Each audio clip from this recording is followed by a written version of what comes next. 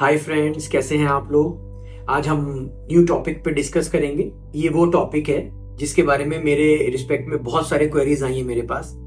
वो सारे क्वेरीज हमारे जो फ्यूचर एस्पिरेंट्स हैं, जो हमारे निट पीजी एस्पिरेंट्स हैं, जो एमडी परस्यू कर रहे हैं, उन सारे स्टूडेंट्स के काफ़ी सारे मेरे पास मैसेजेस आए हैं जो मैं यहाँ पर डिस्प्ले करूँगा। आप उसमें देख सकते हैं क्या क्या उनके क्वेरीज हैं। वो क्वेरीज हो सकता है कि वो क्वेरीज आपके भी हों, ठीक है। तो हमारा जो आज का टॉपिक है वो ये डिस्कस करने पर रहेगा कि आपको एमडी माइक्रोबायोलॉजी लेनी चाहिए या नहीं लेनी चाहिए, ठीक है। तो हम आज स्कोप ऑफ एमडी माइक्रोबायोलॉजी पढ़ेंगे, ठीक है। तो सबसे इंपॉर्टेंट चीज है, ये स्कोप डिस्कस करने से पहले मैं अपने बारे में कुछ आप लोगों को बताना चाहता हूँ, ठीक है। तो मैंने एमबीबीएस जो है एक गवर्नमेंट मेडिकल कॉलेज से करी थी, और जो एमडी है आपको एम्स से करा था मैंने इन microbiology, and DM rank 2 infectious disease भी मैंने एम्स से ही होल्ड करा है, ठीक है।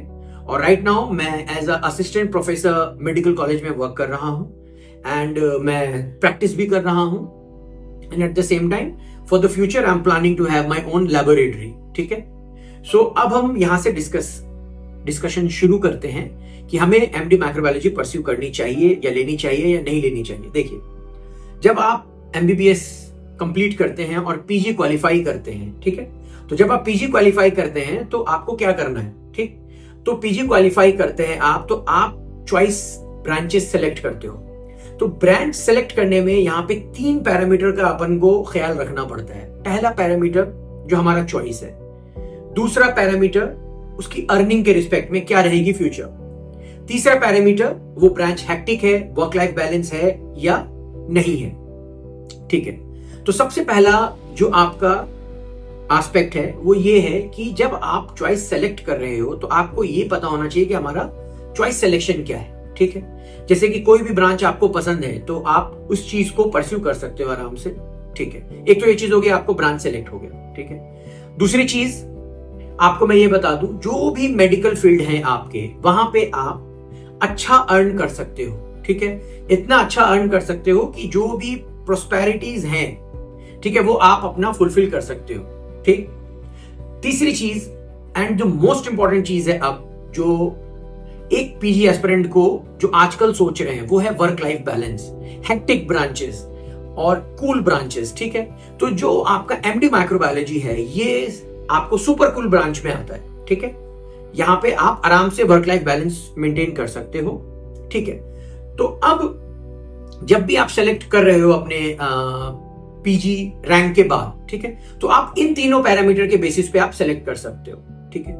अब मैं आपको बताने वाला हूं कि एमडी माइक्रोबायोलॉजी अगर आप कर रहे हो तो आप फ्यूचर में क्या क्या कंप्लीट कर सकते हो, ठीक है। उससे पहले मैं आपको 3 साल की रेसिडेंसी के बारे में, एमडी माइक्रोबायोलॉजी के बारे में मैं कुछ आपको बताना चाहता हूं, ठीक है। तो सबसे पहली चीज ये है कि एमडी माइक्रोबायोलॉजी आप गवर्नमेंट कॉलेज से कर सकते हो या सेंट्रल इंस्टीट्यूट से भी कर सकते हो। तो जो गवर्नमेंट कॉलेज की चीज है, ये 3 साल की रेसिडेंसी आपको सुपर कूल रहती है, उतना हेक्टिक नहीं रहता। लेकिन अगर आप सेंट्रल इंस्टीट्यूट से कर रहे हो तो in comparison to different branches आपको यहां हेक्टिक कम है, लेकिन यहां भी आपको काम करना पड़ता है, ठीक है। आपको बस इतना रहेगा कि महीने में आपको या हफ्ते में 1-2 दिन थोड़ा हेक्टिक रहता है, लेकिन 5 डेज आप अपना नाइट में अपना आराम से सो सकते हो, इतना है। लेकिन दिन में आपको काम करना पड़ता है 3 साल की रेसिडेंसी में, ठीक है। अब यहाँ पे आपको ये 3 साल की रेसिडेंसी की हमने बात कर ली। उसके बाद आपने अपना एमडी कंप्लीट किया, उसके बाद क्या क्या प्रॉस्पेरिटी है आपके पास, क्या क्या एस्पेक्ट है आपके पास। तो पहला एस्पेक्ट है कि आप अपनी एसआरशिप कंप्लीट कर सकते हो, और एकेडमिक के लिए रिस्पेक्ट में आप फैकल्टी के लिए अपना फ्यूचर में आप आगे बढ़ रहे हो। पहला तो ऑप्शन ये है, ठीक है। दूसरा ऑप्शन क्या है कि आप सुपर स्पेशलिटी कर सकते हो। तो सुपर स्पेशलिटी कहां कहां क्या क्या कर सकते हो आप। सुपर स्पेशलिटी दोनों डिपार्टमेंट में है। पहला आप निट एसएस के थ्रू भी कर सकते हो, फिर आईएनआई एसएस के थ्रू भी कर सकते हो, ठीक है। तो कौन कौन से ब्रांचेस हैं इन दोनों में। सबसे पहला अगर निट एसएस की बात करोगे आप, तो वहां पे वायरोलॉजी, डीएम वायरोलॉजी ब्रांच है। फिर आपको इन्फेक्शियस डिजीज ब्रांच है। ये दोनों एलिजिबिलिटी माइक्रोबायोलॉजी के पास है कि वहां दोनों आप कॉम्पीट कर सकते हो। फिर आप एम्स के रिस्पेक्ट में, अगर ये आईएनआई के रिस्पेक्ट में देखोगे तो आप इन्फेक्शियस डिजीज में परस्यू कर सकते हो। और डिफरेंट इन्फेक्शियस डिजीजेस के भी कॉलम होते हैं, ट्रॉपिकल इन्फेक्शियस डिजीज, क्लिनिकल, उन सब में आपकी एलिजिबिलिटी रहती है, ठीक है। अब उसके बाद आपने ये कंप्लीट कर लिया। अब यहाँ पे क्या क्या ऑप्शन रह गए आपके पास? अगर आपने सुपर स्पेशलिटी नहीं करी तो आप academically as a faculty post पे ज्वाइन कर सकते हो। अगर आपने सुपर स्पेशलिटी करी तो उसके बाद आप एज अ क्लिनिकल प्रैक्टिशियन कहीं भी ज्वाइन कर सकते हो, ठीक है, मेट्रो सिटीज में, ठीक है। और अपना फिर आप एज अ फैकल्टी भी ज्वाइन कर सकते हो।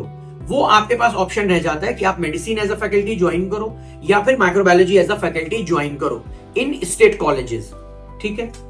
फिर उसके बाद यहाँ पे जो अर्निंग के रिस्पेक्ट में बात होती है, अर्निंग आपकी किसी भी दूसरे ब्रांचेस से अर्निंग यहाँ पे आपकी इक्वली रहती है, ठीक है।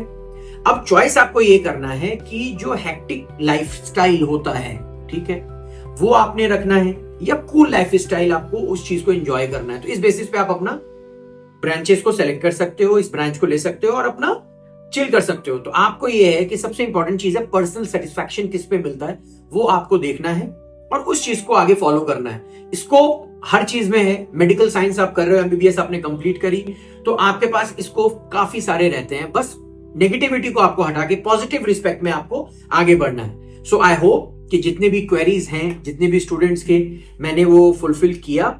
And so be happy, relax yourself and happiness is the ultimate goal.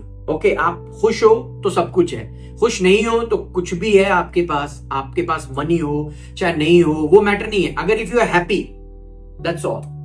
Okay, so bye bye, take care, thank